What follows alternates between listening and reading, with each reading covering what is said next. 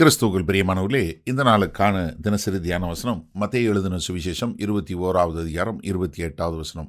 மத்தேயு 21:28, மேத்யூ 21:28.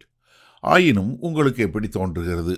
ஒரு மனுஷனுக்கு 2 குமாரர்கள் இருந்தார்கள். மூத்தவனிடத்தில் அவன் வந்து, மகனே, நீ போய் இன்றைக்கு என் திராட்சைத் தோட்டத்தில் வேலை செய் என்றான். இப்ப கர்த்தராகிய இயேசு கிறிஸ்து 2 குமாரர்களுடைய ஓமானம் என்று சொல்லக்கூட காரியத்தை சொல்றார். இது யாருக்கு?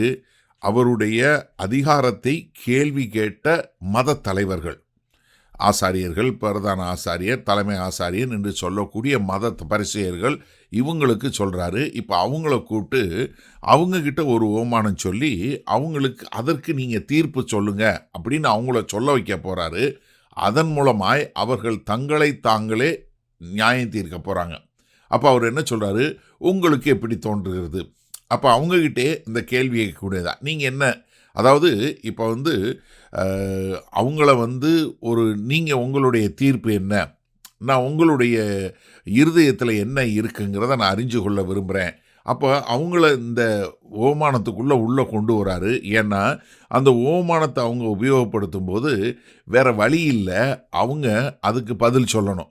அப்படி பதில் சொல்லும்போது அவங்களுடைய இருதயத்தில் என்ன இருக்குது, அவங்க அதில் குற்றப்படுத்தப்பட்டு அவங்க மனது குற்றப்பட்டவர்களாய் மனம் திரும்புவாங்களா இல்லை நிராகரிப்பாங்களா அப்படின்னு சொல்லக்கூடியதா. அப்போ இங்கே சொல்லும்போது ஒரு அருமையான ஒரு சின்ன ஒரு கதை தான் சொல்கிறாரு. ஆனால் அது வந்து என்ன, ஒரு நித்திய காலத்திற்குள்ள ஒரு அர்த்தம். இங்கே சொல்லும் என்ன சொன்னால், ஒரு மனுஷனுக்கு 2 குமாரர்கள் இருந்தாருங்க. ஒரு ஒரு ஒரு ஒரு தகப்பன், 2 குமாரர்கள். அவங்களுக்கு என்ன ஒரு வேண்டுகோள், ஆனால் என்ன விதமான அவங்களுடைய பதில் என்று சொல்லக்கூடியது. அப்போ இது வந்து ரொம்ப ஒரு என்ன சொல்கிறது, ரொம்ப ஒரு குழப்பக்கூடியதாக இல்லை, அவங்க வந்து இது பண்ணுறதா சொல்லலை. ஆனால் இங்கே என்ன, நமக்கு என்ன தெரியும், 2 குமாரர்கள் என்று சொல்லும்போது 2 விதமான மறுமொழி தேவனுக்கு என்று சொல்லக்கூடிய 2 விதமான இருதயம், 2 விதமான கீழ்ப்படிதல், 2 விதமான மக்கள் இஸ்ரவேலில் இருக்கிறாங்க என்று சொல்லக்கூடியதாக.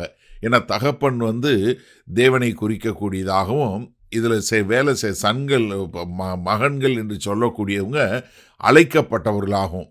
ஏன்னா இந்த திராட்சை தோட்டத்தில் வேலை பார்க்குறவங்கும்போது அவங்க தேவனுடைய வேலையை பார்க்கக்கூடியதாக.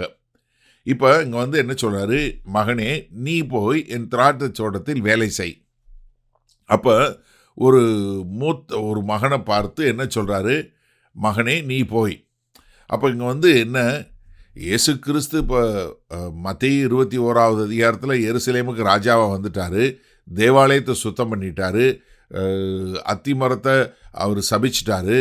இப்போ அவருடைய அதிகாரத்தை கேள்வி கேட்கும்போது அவர்கள் இருதயத்தில் எந்த அளவுக்கு ஒரு அவ்விசுவாசம் இருக்கக்கூடியது என்று சொல்லக்கூடியதாக, அவங்க எப்படி ஒரு மாய்மாலமான வாழ்க்கை வாழ்ந்து கொண்டிருக்காங்க, எப்படி யோவான் ஸ்நானகனை நிராகரித்தாங்க, இப்போ மேசியா என்று சொல்லக்கூடியவரையே நிராகரிச்சிட்டாங்கன்னு சொல்லக்கூடியதா. சரி, இந்த நல்ல இந்த வசனத்தை நம்ம எப்படி எடுத்துக்கொள்வது? கர்த்தராகிய இயேசு கிறிஸ்து எப்போவுமே ஒரு நல்ல ஒரு சின்ன ஒரு கதையை சொல்லி அதன் மூலமாய் ஒரு ஆழமான ஆவிக்குரிய உண்மைகளை விளக்கக்கூடியவர். இப்போ பிதாவாகிய தேவன் ஒரு தகப்பனாக இருந்து தன்னுடைய பிள்ளைகளை என்ன பண்ணுறாரு? தன்னுடைய திராட்சை தோட்டத்தில் வேலை பார்க்க சொல்கிறாரு. அப்போ ஒரு உண்மையான கீழ்ப்படிதல் அவங்களுடைய வாழ்க்கையில் இருக்குது, வார்த்தையில் இல்லை. ஏன்னா இந்த மத தலைவர்கள் என்னென்னா, வெளியரங்கமாக அவங்க செய்யக்கூடிய காரியம் என்ன, அவங்க என்னமோ கீழ்ப்படிவது போல இருக்குது, ஆனால் அவங்க இருதயமோ அப்படி இல்லை. இதை காட்டுவதற்காகத்தான் கர்த்தர் என்ன பண்ணுறாரு? உங்களுக்கு எப்படி தோன்றுகிறது? இப்போ கர்த்தராகிய இயேசு கிறிஸ்துனுடைய கேள்வி உங்கள் இருதயத்தை கேட்கட்டும். என்ன, இப்போ உங்களை ஆண்டவர் இப்படி கேட்டார்னா என்ன அர்த்தம்? உங்களை நீங்களே சுய சோதனை பண்ணுங்க.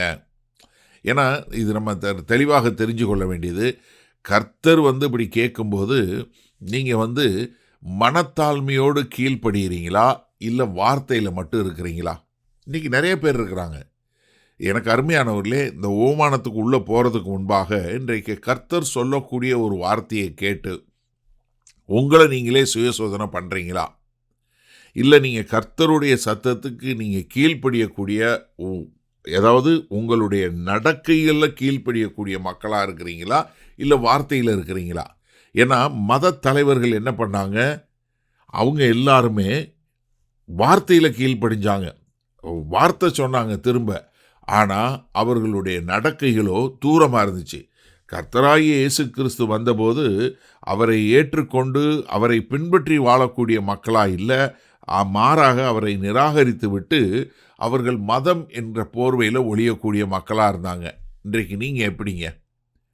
தேவனுடைய சத்தத்துக்கு கீழ்ப்படுகிறீங்களா, இல்லை வெறும் வார்த்தையில் இருக்கிறீங்களா? வல்லபிதாவே, இதோ அன்றைக்கு ஒரு அழகான சிறிய ஓமானத்தை கொடுத்து ஒவ்வொரு மனிதனுடைய இருதயத்தில் என்ன இருக்குங்கிறத காணக்கூடிய ஒரு கிருபையை கொடுத்தீங்க. இதோ இன்றைக்கு இந்த செய்தியை கேட்டுக்கொண்டிருக்கிற ஒவ்வொருவரும் தங்கள் இருதயத்தில் நான் கர்த்தருக்கு என்னுடைய நடக்கையின் மூலம் கீழ்ப்படுகிறேனா, இல்லை வெறும் வாயில் மாத்திரம் நான் வார்த்தை சொல்லுகிறேனா என்று சுயசோதனை பார்த்து திருத்திக் கொள்ள எங்கள் தேவன் கிருபை பாராட்ட வேண்டுமாய் இயேசு கிறிஸ்துவின் மூலம் ஜெபிக்கிறோம் வல்லபிதாவே, ஆமேன். கர்த்தர் உங்களை ஆசீர்வதிப்பாராக. நாம் இன்று மாலை மண்ணால் சந்திப்போம்.